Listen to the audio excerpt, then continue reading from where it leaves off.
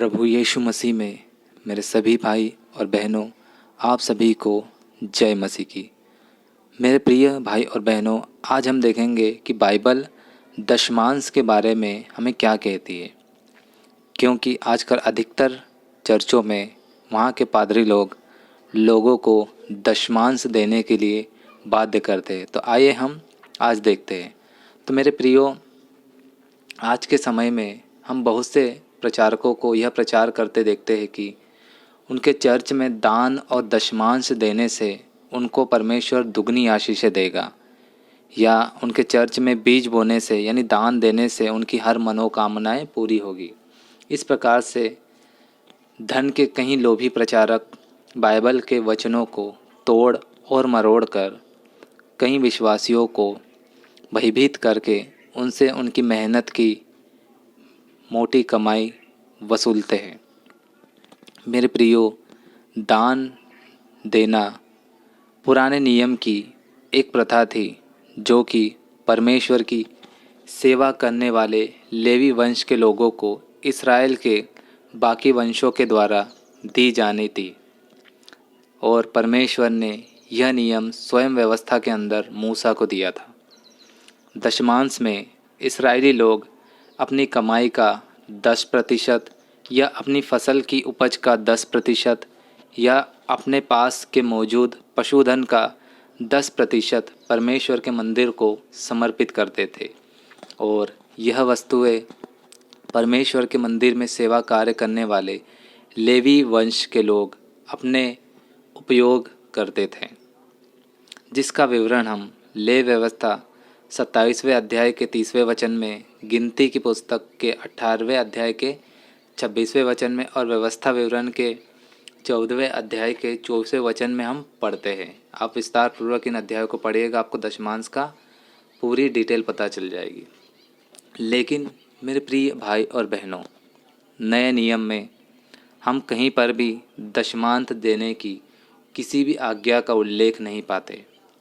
नए नियम के अनुसार किसी भी विश्वासी को कोई भी निश्चित राशि या वस्तु दान देने का लिए बाध्य नहीं किया गया है, बल्कि परमेश्वर ने प्रत्येक मसीह विश्वासी को यह स्वतंत्रता दी है कि वो अपनी इच्छा से जितना चाहे उतना दान परमेश्वर की सेवा करने वाले लोगों को या कलीसिया को दान स्वरूप दे सकता है, या दान नहीं दे सकता तो अपने स्तर पर जो भी सेवा करना चाहता है वो अपनी कलीसिया के लिए कर सकता है। लेकिन बहुत से प्रचारक लोगों ने लोगों से पैसे लूटने के लिए पुराने नियम के वचनों को तोड़ मरोड़ कर ऐसा प्रचार किया है कि दशमांश देना सभी के लिए अनिवार्य है और दशमांश देने वाले व्यक्ति को परमेश्वर कभी आशीष देगा ही नहीं। और इसके लिए वे पुराने नियम के उन वचनों को कोट करते हैं जो वचन इजरायली लोगों को परमेश्वर ने दिए थे, जबकि उनका हम मसीह विश्वासियों से कोई दूर दूर तक भी लेना देना नहीं है। वहाँ पर जब आप मलाकी के 3 अध्याय को पढ़ते हैं, वहाँ पर क्या कहा गया है कि जो लोग परमेश्वर के मंदिर में दशमांश नहीं देते वो लोग परमेश्वर को धोखा देते और परमेश्वर का श्राप उन पर आएगा।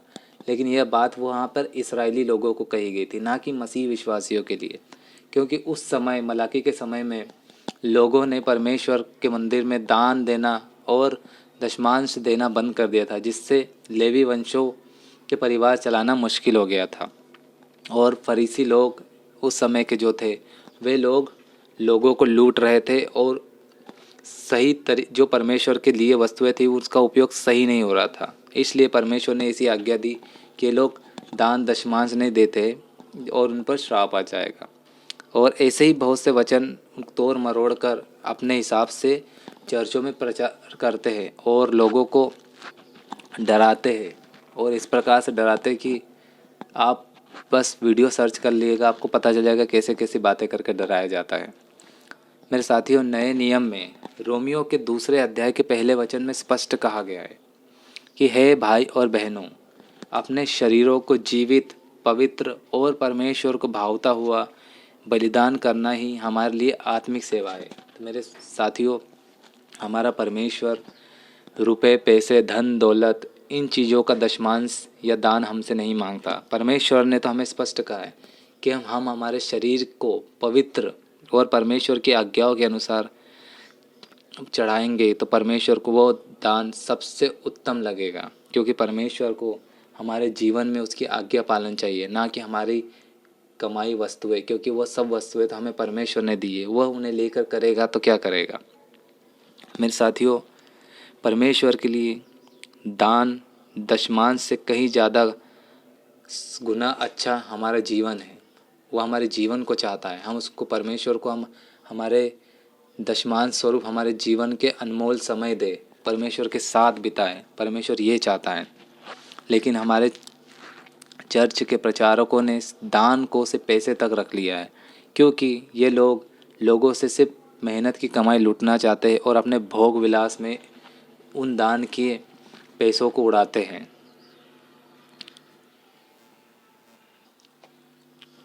मेरे साथियों, हम सभी लोगों को अपनी कलीसिया को सहयोग ज़रूर देना चाहता है।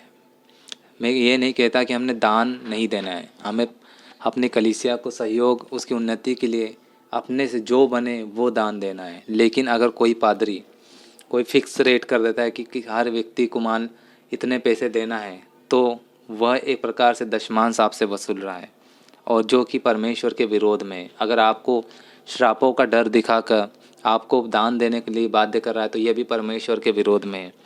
आज हम मसीह विश्वासियों पर व्यवस्था का कोई भी नियम लागू नहीं होते, और दशमांश का नियम भी व्यवस्था के नियम के अंतर्गत ही आता है। ये लोग जो हम पर दशमांश के नियम लागू करते हैं, इन्हें फिर व्यवस्था की बातें खोलकर बताई जाए तो ये लोग नकारने लगते, क्योंकि वहाँ पर परमेश्वर के योग्य की बातें होती है, और दशमांश से उनको स्वार्थ संबंधित है। अगर परमेश्वर से संबंधित होता ना, तो ये लोग हर चीज़ को नकार दें। लेकिन ये लोग अपने काम की चीज़ों को पुराने नियम से उठाते हैं, और जहाँ पर परमेश्वर दंड देने की बात करते हैं उसको नकारने लगते, कहते हैं कि ये तो इस्राएली लोगों के लिए था, हमारे लिए नहीं। तो भाई दान किस लिए है, ज़रा सोचिए। सोच समझ कर अपने प्रचारकों को सुनिए और उनकी गलत शिक्षाओं का विरोध करें, क्योंकि परमेश्वर ने हमें गलत का विरोध करने के लिए अपना वचन दिया है। तो परमेश्वर के वचन में बढ़ते रहिए। सभी को जय मसीह की।